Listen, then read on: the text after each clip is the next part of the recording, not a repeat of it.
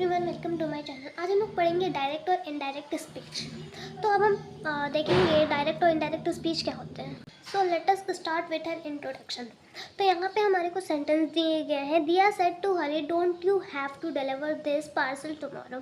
दिया asked Hari if he had to deliver this parcel the next day. तो ये मतलब डायरेक्ट से इनडायरेक्ट स्पीच में चेंज किया है, तो यही इस सेंटेंस में बताया। तो इसे हम पहचानेंगे कैसे कि कौन सा डायरेक्ट है, इनडायरेक्ट स्पीच और कैसे चेंज किया गया, उसके बारे में हम पढ़ेंगे।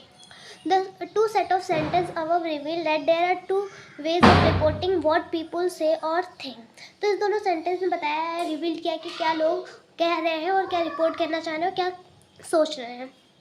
One way of reporting what someone has said is to repeat the actual word of the speaker as has been done in the first sentence in each of the pair of sentence above. That is, Divya said to Hari, don't you have to deliver this parcel tomorrow। तो इसमें report किया गया है किसी को said के द्वारा, उस सेंटेंस को रिपोर्ट किया गया है, उसको रेफर किया गया है स्पीकर को। तो फिर देखेंगे a sentence like this is said to be direct speech. जो सेंटेंस है दिव्या सेड टू हरी, ये हमारा डायरेक्ट स्पीच का सेंटेंस है। अब डायरेक्ट स्पीच होते क्या है? Direct speech contain the actual word two of the speaker. जो डायरेक्ट स्पीच होता है वो एक्चुअल वर्ड होता है जो स्पीकर को कहते हैं। Like I am going to meet my friend said Malini. Here the word within quotes are the actual word of the speaker. तो ये जो सेंटेंस है, ये जो वर्ड है, वो एक्चुअल में स्पीकर को कहा जा रहा है।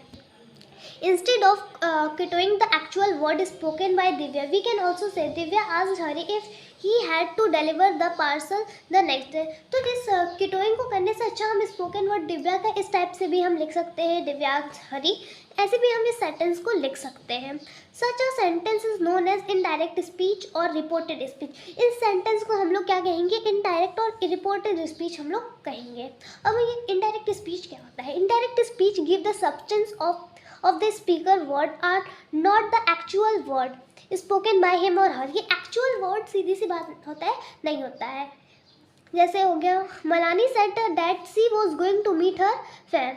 मलानी ने कहा कि वो अपने फ्रेंड से मीट करने जा रही है। तो ये हमारा इनडायरेक्ट स्पीच में आ जाएगा, रिपोर्टेड स्पीच में। फिर उसके बाद है the main verb of the sentence that is said is known as reporting में। जो मेन वर्ब होते हैं सेंटेंस का वो होता है दैट इज सेड, ये हमारा रिपोर्टिंग वर्ब होते हैं। In ordinary conversation, we use indirect speech more often than direct speech। हम लोग indirect speech को ज़्यादा यूज़ किए direct speech से। This is because we usually don't know or cannot remember the exact word of the speaker। हम उस speaker का exact word remember नहीं कर सकते हैं।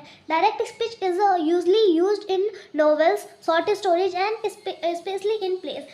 Direct speech हम वहाँ यूज़ करते हैं जैसे हमारा novels हो गया, short story हो गया या फिर कोई play हो गया, वहाँ हम डायरेक्ट स्पीच यूज़ करते हैं, नहीं तो हम लोग इनडायरेक्ट स्पीच ही यूज़ करते हैं। अब हम characteristic feature of direct and indirect speech देखेंगे। इसके कुछ कैरेक्टर्स देखेंगे कि किस किस टाइप के सेंटेंस होते हैं हमारे डायरेक्ट और इनडायरेक्ट स्पीच में। जैसे सेंटेंस में देख सकते हैं इट इज़ स्नोइंग सेड प्रिया। ये हमारा डायरेक्ट स्पीच में उसे इनडायरेक्ट में चेंज किया है। Priya exclaim that it was snowing. Mother said you must clean your room before the guest arrive. Mother told me to clean my room before the guest arrive. ऐसे ही हमारे sentence है hurray we won. इस type के sentence हमें देखने को मिल जाएंगे। कहीं हमने एक्सक्लेम्ड यूज़ किया है, कहीं हमने टोल्ड यूज़ किया है, कहीं हमने जॉयफुल यूज़ किया। तो इसी के बारे में ये अलग अलग कैरेक्टरिस्टिक हो गए डायरेक्ट और इनडायरेक्ट स्पीच को। इसे चेंज करना हम लोग इस चैप्टर में सीखेंगे। यहाँ पे कुछ पॉइंट है कि क्या हमें रिमेंबर करना चाहिए डायरेक्ट स्पीच में। तो direct speech is always placed with in inverted comma. Direct speech हमेशा इन्वर्टेड कॉमा के प्लेस पे यूज़ किया जाता है। For example it is snowing, तो यहाँ पे ये कॉमा है, तो यहाँ पे हमारा क्या है? डायरेक्ट स्पीच है, मतलब कि यहाँ पे हम लोग डायरेक्ट स्पीच हम लोग यूज़ कर रहे हैं। फिर सेकंड में the reported speech is separated from the rest of the sentence by comma. इसे हम सेपरेट करते हैं कॉमा से, मतलब इस डायरेक्ट स्पीच को हम लोग कॉमा वाइज सेपरेट करते हैं। जैसे यहाँ पे कॉमा है तो इसने दो सेंटेंस बनाया है, तो इसका मतलब कि ये डायरेक्ट स्पीच है। The first letter of the first word of direct speech begin with a capital letter. Direct speech का पहला लेटर हमारा कैपिटल लेटर से बिगिन होता है, जैसे हमारा यू। तो ये हमारा डायरेक्ट स्पीच है, मतलब वो दो सेंटेंस में सेपरेट होगा, कॉमा लगा होगा, फर्स्ट वर्ड जो होता है उसका कैपिटल होता है, तो वो हमें डायरेक्ट स्पीच होता है, ये रिकॉग्नाइज करने का बेस्ट ऑप्शन है। In direct speech we may use any kind of sentence and any tenses required by the sense conveyed by the sentence. Direct speech में हम किसी भी काइंड ऑफ सेंटेंस और टेंस का यूज़ कर सकते हैं। As we can see in the case of exclamatory sentence given below, हमने एक्सक्लेमेटरी सेंटेंस यूज़ किया, इसमें हम किसी टाइप ऑफ सेंटेंस और टेंस का यूज़ किया, जैसे हरी we won exclaim the student, student ने एकदम चिल्ला के बोला कि हाँ हम लोग जीत गए मैच को, तो इसमें हम किसी भी टाइप ऑफ सेंटेंस यूज़ कर सकते हैं। We should remember the following in rules using indirect speech. अब हम इनडायरेक्ट स्पीच यूज़ करने का कुछ फॉलोइंग रूल्स रिमेंबर करना चाहिए। तो ये हमारा डायरेक्ट था, हम इनडायरेक्ट का देखेंगे। Inverted comma are removed when we convert from direct to indirect. जो हमारा कॉमा लगता है, जैसे हमारे यहाँ पे कॉमा लगा था, तो ये कॉमा नहीं रहेगा इनडायरेक्ट स्पीच में, वो रिमूव हो जाएगा। फिर the comma separating the reporting word from the direct speech is omitted in indirect speech. तो जो हमारा कॉमा रहता है वो हटा के वहाँ पे कोई स्पेसिफिक वर्ड लग जाएगा। फिर है the reported speech is introduce by conjunction such as. Reported speech conjunction से इंट्रोड्यूस किया जाता है वहाँ पे, जैसे डैट, इफ, व्हाट, वे। तो ये हमारा कॉमा को रिमूव करके ये वर्ड्स हमारा कंजक्शन यूज़ हो जाएगा इनडायरेक्ट स्पीच में।